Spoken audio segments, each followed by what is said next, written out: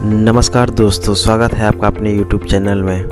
आज हम बात करने वाले हैं फाइनेंस कमीशन ऑफ इंडिया के बारे में। एक ऐसी कॉन्स्टिट्यूशनल बॉडी जो इंडिया के फाइनेंशियल फेडरलिज्म का बैकबोन है।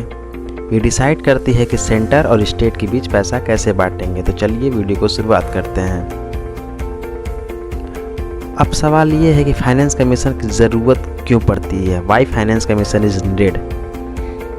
दोस्तों, इंडिया जैसा बड़ा देश जिसमें सेंटर के पास ज़्यादा टैक्सेशन पावर है और स्टेट के पास ज़्यादा एक्सपेंडिचर रिस्पॉन्सिबिलिटीज़, वहाँ एक इंडिपेंडेंट बॉडी नीडेड होती है जो फेयर डिस्ट्रीब्यूशन इंश्योर करे। इसलिए फाइनेंस कमीशन रेवेन्यू इम्बैलेंस को बैलेंस करता है और सेंटर स्टेट कोऑर्डिनेशन को स्ट्रांग बनाता है। अब बात करते हैं कॉन्स्टिट्यूशनल बेसिस। आर्टिकल 280 में इसका जिक्र किया हुआ है। फाइनेंस कमीशन को कॉन्स्टिट्यूशन के आर्टिकल 280 के अंदर इस्टेब्लिश किया गया है। हर 5 साल में प्रेसिडेंट एक नया फाइनेंस कमीशन अपॉइंट करता है। ये बॉडी इंडिपेंडेंट होती है और इसका काम फाइनेंशियल रिकमेंडेशन देना होता है ताकि स्टेट को सही हिस्सा मिल सके। आगे हम बात करते हैं composition of finance commission.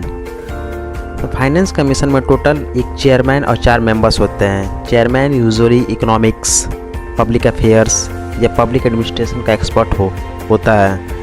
Members financial expertise, administration experience और गवर्नेंस बैकग्राउंड वाले होते हैं। इससे इंश्योर होता है कि डिसीजन बैलेंस्ड और प्रोफेशनल हो। आगे बात करेंगे फंक्शन ऑफ फाइनेंस कमीशन के बारे में। तो इसके बहुत सारे फंक्शन हैं।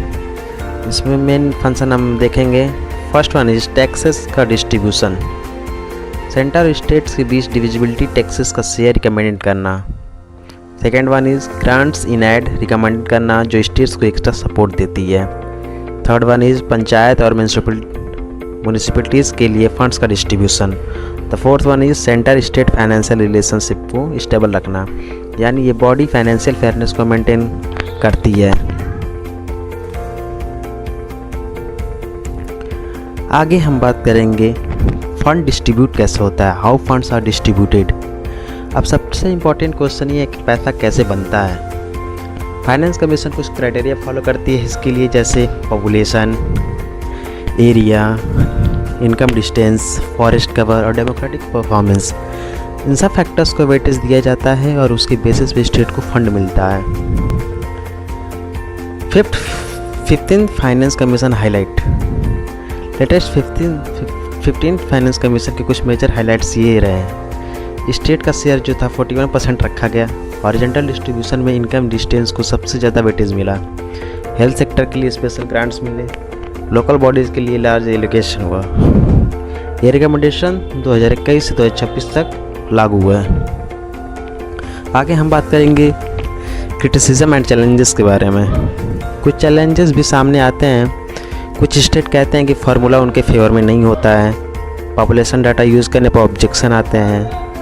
सेंटर के ऊपर डिपेंडेंसी ज़्यादा हो जाती है। फिर भी finance commission federal balance maintain करने का बेस्ट कॉन्स्टिट्यूशनल मैकेनिज्म है। तो दोस्तों, फाइनेंस कमीशन इंडिया के फाइनेंशियल आर्किटेक्चर का एक क्रूशियल पिलर है। ये इंश्योर करता है कि स्टेट को फेयर रिसोर्सेज मिले, डेवलपमेंट बैलेंस रहे और कोऑपरेटिव फेडरलिज्म स्ट्रांग हो।